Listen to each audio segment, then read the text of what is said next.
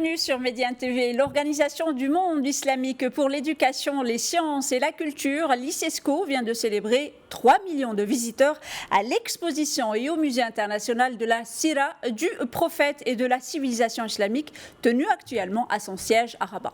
L'exposition, placée sous le haut patronage du roi Mohammed VI, avait été lancée en novembre 2022. Et pour nous en dire plus, nous joignons à Rabat M. Najib Riati, qui est le conseiller culturel du directeur général de l'ICESCO. Monsieur Najib Riati, merci beaucoup d'avoir accepté notre invitation. Ma toute première question, cette exposition a été lancée en moins d'une année. Qu'est-ce qui fait d'abord le succès de cette exposition et quel est aussi votre sentiment de voir autant de monde visiter cette magnifique exposition et ce magnifique musée?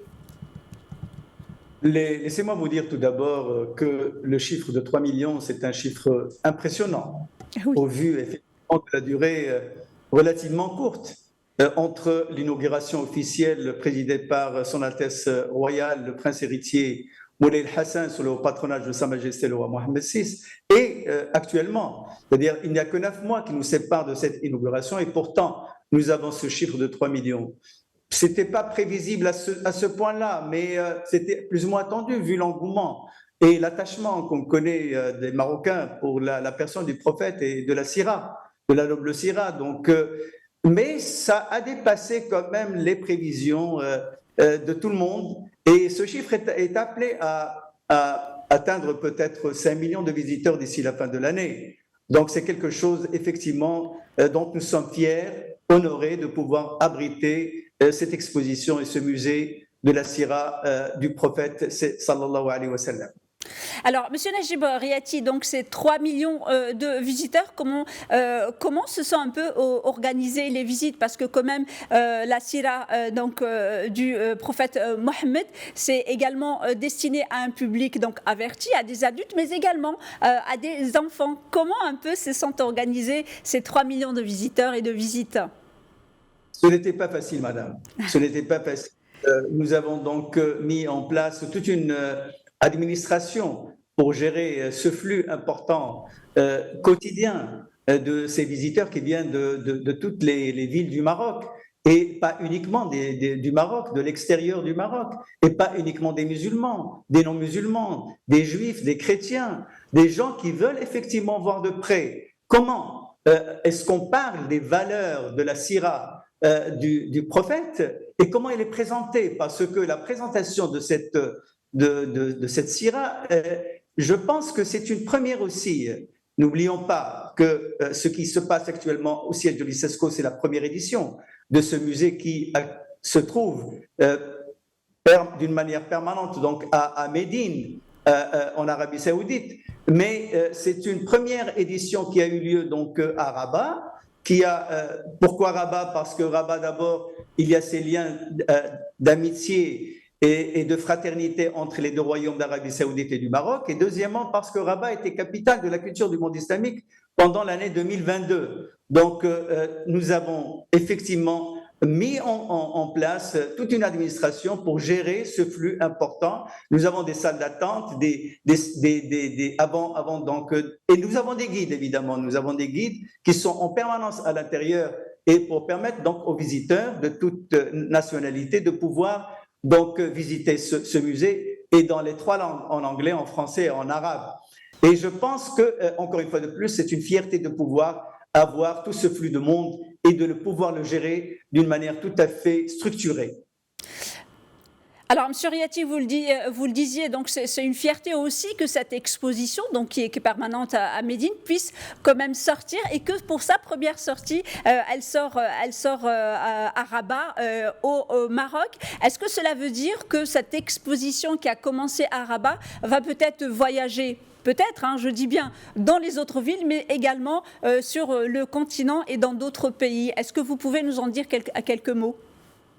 J'ai d'abord une bonne nouvelle à annoncer sur votre antenne, c'est que ce musée-là, en principe, il était temporaire à Rabat, mais je pense que Sa Majesté le Roi a eu justement à donner ses instructions pour qu'il devienne une exposition et un musée permanent. à l'ICESCO.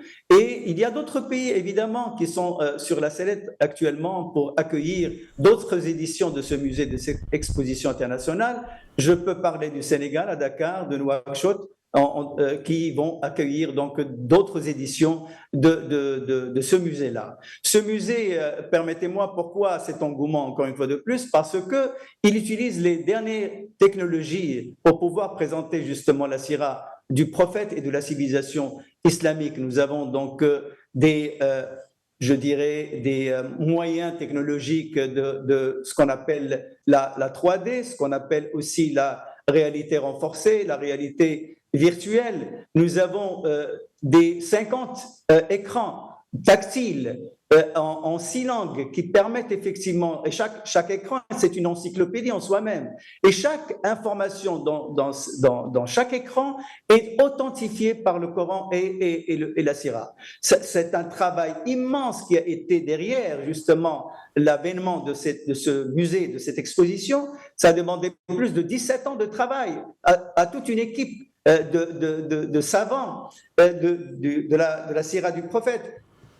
Donc ce n'est pas quelque chose de facile et je pense que nous, en tant qu'organisation aussi, avec la coopération fructueuse de la Ligue islamique du monde et aussi la Rabita des Ulama, Mohammedia du Ulama du Royaume du Maroc, ce partenariat donc a pu arriver à mettre en œuvre cette exposition et la mettre à la disposition donc des visiteurs et surtout des jeunes, des élèves des écoles qui ont justement que nous ciblons parce que nous voulons effectivement divulguer et vulgariser les valeurs universelles de la sira du prophète.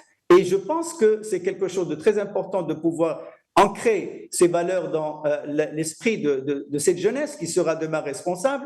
Et comme ça, nous allons contribuer d'une manière concrète à la coexistence pacifique entre les peuples d'une manière générale, entre les adeptes des religions et entre les civilisations. Nous travaillons en tant qu'organisation dans ce domaine-là depuis longtemps, mais cet outil, c'est un outil des plus importants et des plus sophistiqués que nous avons mis au point. Donc, quand je dis mise au point, je parle aussi donc de ce partenariat entre ces 3 organisations et qui a donc donné lieu à cette exposition internationale qui fait la fierté pas uniquement de l'ICESCO, de la Ligue du monde islamique ou de la Rabita Mohammedia des Ulama, mais de tout un chacun de nous.